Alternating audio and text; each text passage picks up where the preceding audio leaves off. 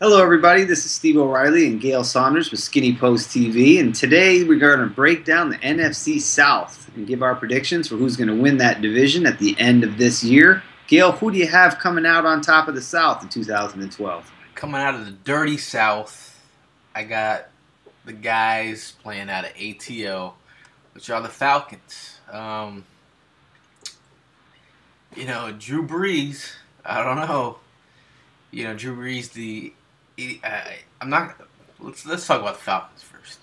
They have a new approach on defense. They have a new approach on offense.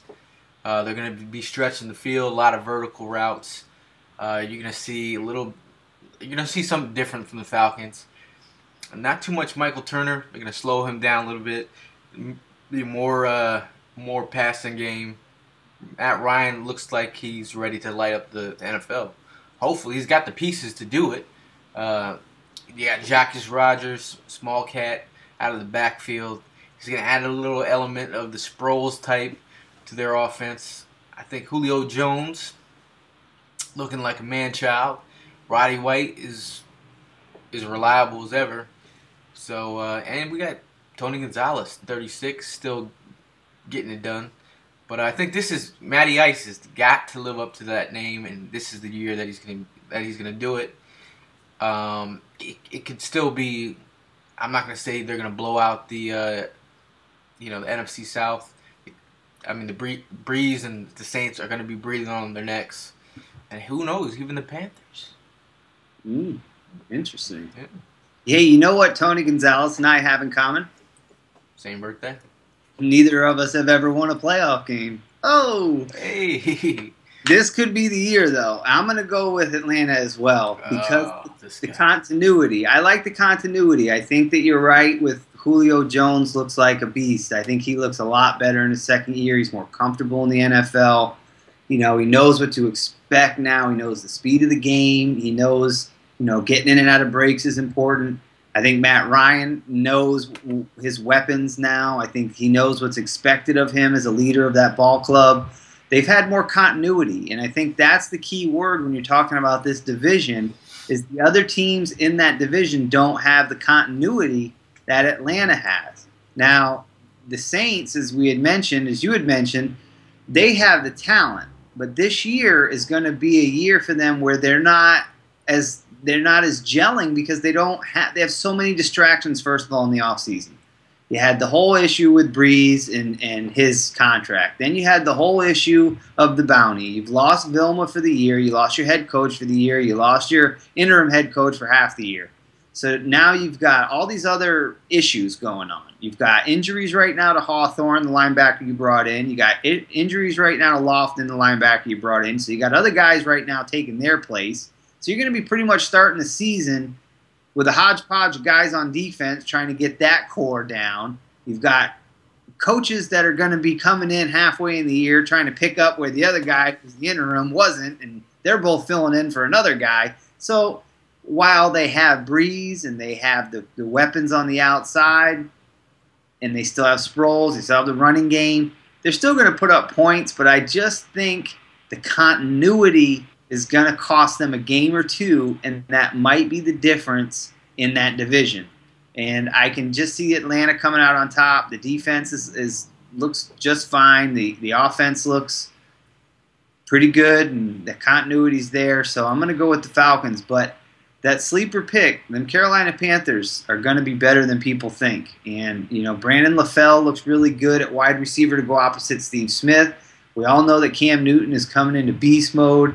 They've got Jonathan Stewart. They've got D. Will, Angelo Williams. So Steve Smith. Yeah, we know what he can do. And don't forget Olsen either. Yeah, I mean, they're good. They've got talent. And, Cam Newton will be a lot better in his second year, I think, if it's possible. He was so good as a rookie. I think he's going to still do all those things that he did offensively, but I think he's going to eliminate some of the mistakes, which will definitely help them. Now, the Tampa Bay Buccaneers, Greg Schiano, who said... Schiano. Yeah, Schiano. Yeah, it's like piano. Sopranos. It's like he said it's like piano, so it's Schiano. Shiano. He said that. It's like saying Sopranos. It's he's bringing his mentality there to the Bucks, but they've got some pieces that they're still working in. They're still a young team. They've got some changes going on. I like a lot of the things they've done. I like, a lot of the pieces they brought in. Vincent Jackson, they've done some good things. They got Doug Martin in the draft at running back. They brought in Nix on the offensive line from the Saints. So they got some Pro Bowlers there, Donald Penn, guys like that. They got the talent. The question to me still is the defense. I'd like to see what they have defensively. I know they've done a lot to help out that secondary. They've done, a lot of good things, especially in the draft with Barron. We'll see how he pans out. Eric Wright, good acquisition, crafty veteran. So they'll be okay, but they're just going to be okay, I think. And in that division, I think you have to be better than okay because it's a tough division. There's some good quality talent in that division. Got some superstars in there. Yeah, I mean, being up here in New Jersey, I saw Shiano do wonders for the Rutgers program, turn the whole mindset around, and he started a whole Rutgers movement. It's kind of crazy. Now, is the NFL college? Not so much. I know he has his way of adding discipline, and they're saying the Bucks lacked discipline last year, and they wanted to bring a disciplinarian in there, guy to grab people by the face and say this is how it's going to be done. And you're going to follow the rules. If not, you're going to be out, just like they got rid of Winslow. I just feel like with the new mindset, some new pieces on offense, also they have the same guy that tutored Eli Manning is now tutoring Josh Freeman. So, the maturity for Freeman has got to improve in order for the Bucks to move forward. But I really believe that the Bucks D is where it needs the biggest improvement. But I do like the Eric Wright signing, shore up the secondary, and with drafting Barron as well. The Panthers I still can't believe how much money the Panthers have put into their backfield. Kind of makes you feel like, they've got so many pieces. That's $100 million backfield. You look at it.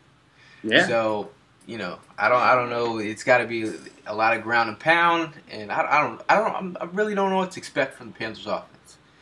But they definitely got to be running the rock. Yeah, nobody likes to be grounded and pounded. No, they don't. There you have it. We're both going with the Dirty Birds. Yeah.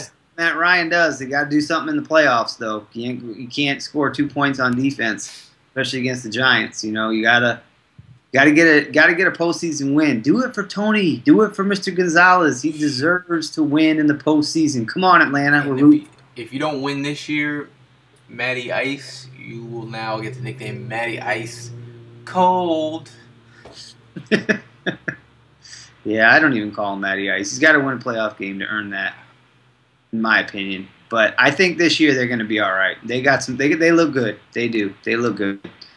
So we're both going with Atlanta for our NFC South wrap-up. I'm Steve O'Reilly. That's Gayle Saunders. And as always, we're giving you the skinny 24/7.